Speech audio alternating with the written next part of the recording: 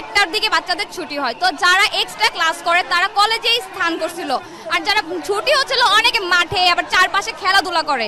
তো ওই টাইমে আমরা দেখলাম কি যুদ্ধ বিমান যেটা আছে ওটা সোজা সে মাঠে মতন ল্যান্ড করতে নিছিল, কিন্তু কোনোভাবে পারেনি দেখে উনি বিল্ডিং এর উপরে ঠাস করে পড়ে একদম বিল্ডিং সহ নিচে পড়ে গেছে বিমানটা।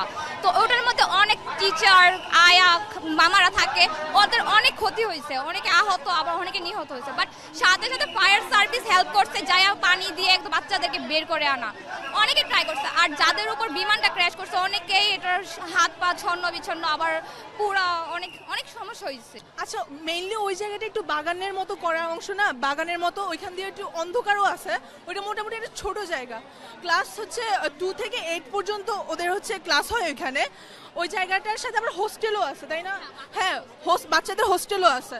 তো ওই জায়গাটার মধ্যে মেইনলি ক্র্যাশটা করছে। কিছুক্ষণ আগে একটা ভাইয়ের সাথে আমার কথা হয়েছিল, ওই ভাইয়াটা বলছে যে অন দ্য স্পট প্রায় 12 জনের মতো মারা গেছে। আর আমি তো বাসায় ছিলাম, ঘটনা শোনার পর দেন আমি এখানে আসছি। তো আমার বড় বোনের যেহেতু ওই ক্যাম্পাসে পড়ে, ওদের ফ্রেন্ডরা তো হোস্টেলে থাকে, ওরা ওইখান থেকে জানাইছে প্রায় 30টারও অধিক স্টুডেন্ট মারা গেছে, 30 জনের অধিকও স্টুডেন্ট মতো মারা গেছে। আরও টিচাররাও আহত হয়েছে, খালারাও আহত হয়েছে, যারা যারা ওইখানে কাজ করে।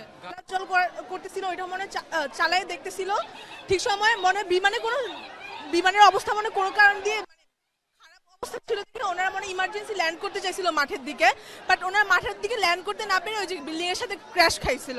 তো ওই মুহূর্তে মানে খুবই বাজে অবস্থা হয়েছিল ওইখানে, যেহেতু ছোট ছোট বাচ্চাদের ক্লাস হচ্ছে, ওই ক্লাসের মধ্যে মানে ছুটি টাইম প্রায় হয়ে আসছিল।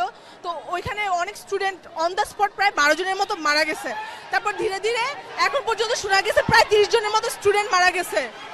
তাছাড়া এখানে আসার পর আমি দেখছিলাম প্রায় 35 থেকে 36টার মতো অ্যাম্বুলেন্স যাচ্ছে, ইমার্জেন্সি অনেক রোগী